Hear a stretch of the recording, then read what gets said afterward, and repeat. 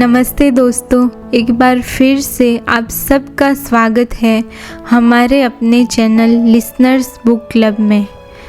हम सुन रहे हैं गुनाहों का देवता बुक सीरीज़, जिसे लिखा है धर्मवीर भारती ने, और ये हिंदी साहित्य की एक बहुत ही प्रसिद्ध बुक है जो सुधा और चंदर की पवित्र और खूबसूरत प्रेम कहानी को दर्शाती है।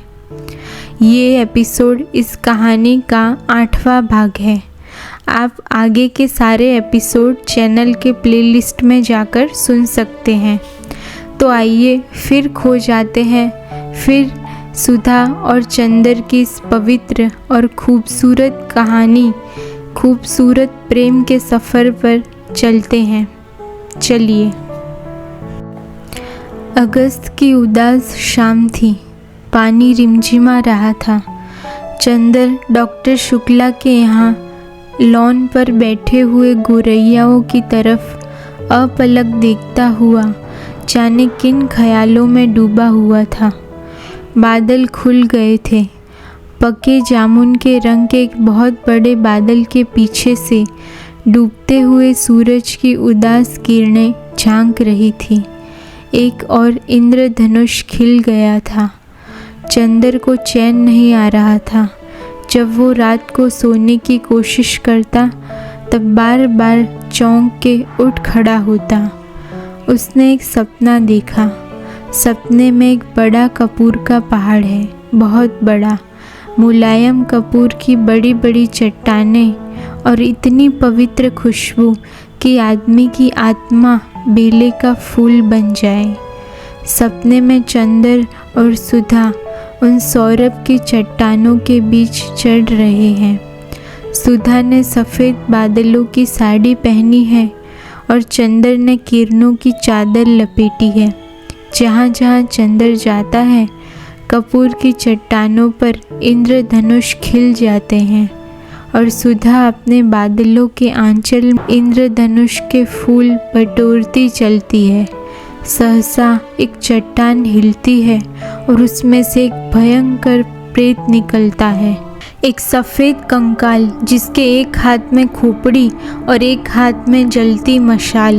वो खोपड़ी हंसी और बोली, देखो, जिंदगी का ये अंतिम सत्य है।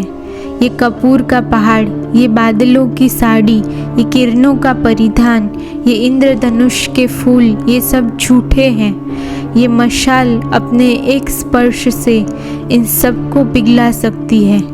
चंदर चौंक कर जाग गया और सुधा के कमरे में जाकर बत्ती जलाकर सुधा की चारपाई पर लेट गया। फिर उठकर चारों ओर के दरवाजे बंद कर दिए कि कहीं कोई फिर ऐसा सपना बाहर के भयंकर अंधेरे में से चला ना आए। सुधा अपने ससुराल से लौटी थी। अब उसे महीने भर बाद ही वापस जाना था। उल्लास और रोशनी का मलय पवन फिर लौट आया था। फिर एक बार चंदर, सुधा और बिनती के प्राणों को विभोर कर गया था। बिनती का इम्तिहान खत्म हो गया था और अक्सर चंदर और सुधा बिनती के ब्याह के लिए गहने और कपड़े खरीदने जाते। जिंदगी फिर खुशी के हिलकोरों पर झूमने लगी थी। सुधा और चंदर जाकर कपड़े खरीदते और लौटकर बिनती को ज़बरदस्ती पहनाते और गुड़िया की तरह उसे सजाकर खूब हंसते। सुधा का बचपन लौट आया और दिन भर उसकी शरारतों और किलकारियों से घर हिलता था। सुधा ने चंदर को इतनी ममता में डुबो लिया था कि एक क्षण वो चंदर को अपने से अलग नहीं रहने देती थी। जितनी देर चंदर घर में रहता, सुधा उससे अपने दुलार में, अपनी सांसों की गरमाई में समेटे रहती थी। चंदर के माथे पर हर क्षण वो जाने कितना स्नेह बिखेरती रहती थी। फिर एक दिन चंदर आया तो देखा कि सुधा चुपचाप अकेले बैठी हुई बहुत से पुराने खतों को संभाल रही है।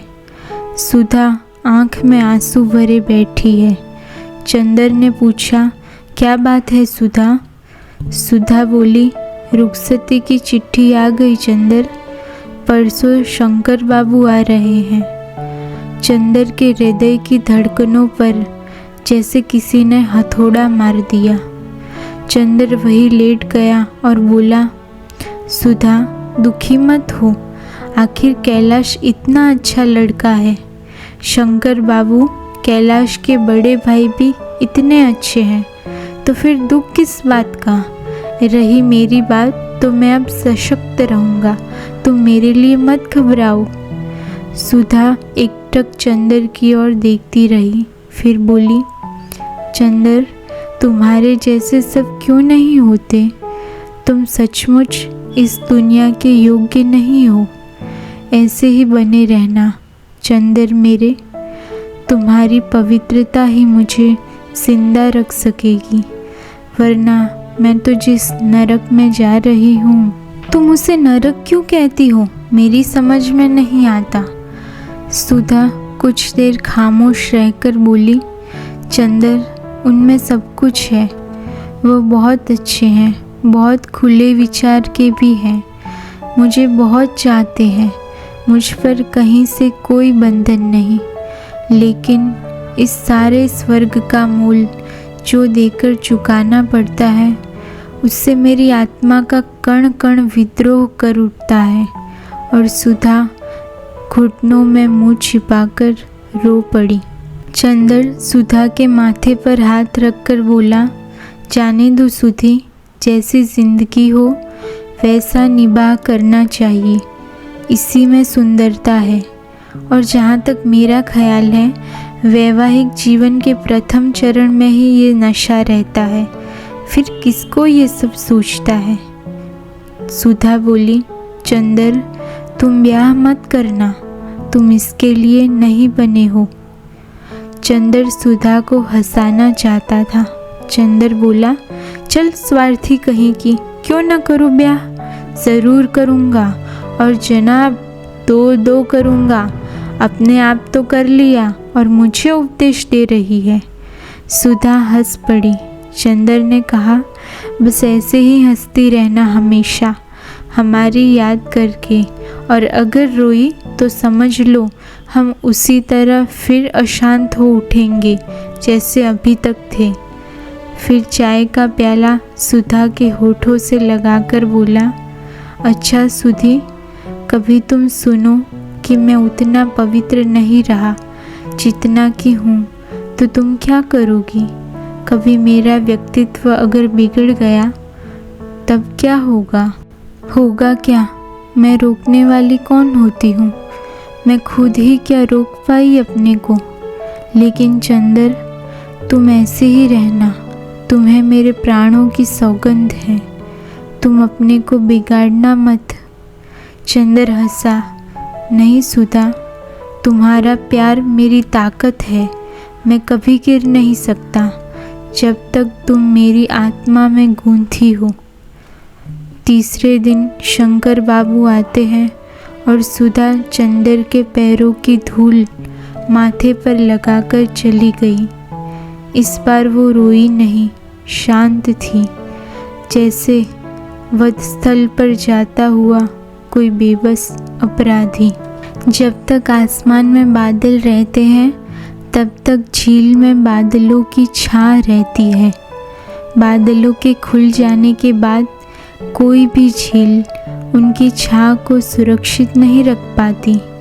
जब तक सुधा थी, चंदर की ज़िंदगी का फिर एक बार उल्लास और उसकी ताकत लौट आई थी। सुधा के जाते ही वो फिर सब कुछ खो बैठा।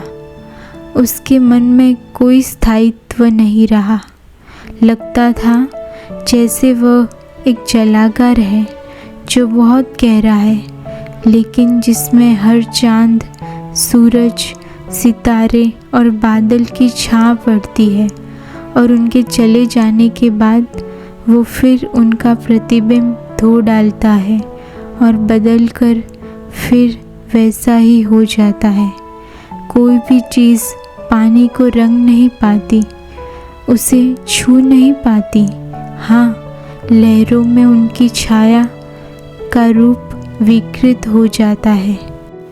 चंदर को चारों ओर की दुनिया सहज गुजरते हुए बादलों का निस्तार तमाशा सी लग रही थी। कॉलेज की चहल पहल, ढलती हुई बरसात का पानी, थीसिस और डिग्री, बर्टी का पागलपन और पम्मी के खत, ये सभी उसके सामने आते और सपनों की तरह गुजर जाते। कोई चीज़ उसके हृदय को छू न पाती। ऐसा लगता था कि चंदर एक खोखला व्यक्ति है जिसमें सिर्फ एक सापेक्ष अंतःकरण मात्र है, कोई निरपेक्ष आत्मा नहीं, और हृदय भी जैसे समाप्त हो गया था। एक जलहीन हल्के बादल की तरह वो हवा के हर झोंके पर तैर रहा था, लेकिन टिकता कभी भी नहीं था। उसकी भावनाएं, उसका मन, उसकी आत्मा, उसके प्राण, उसका सब कुछ सो गया था और वो जैसे नींद में चल फिर रहा था, नींद में सब कुछ कर रहा था। तो दोस्तों, आज के एपिसोड में बस इतना ही। धन्यवाद मुझे सुनने के लिए।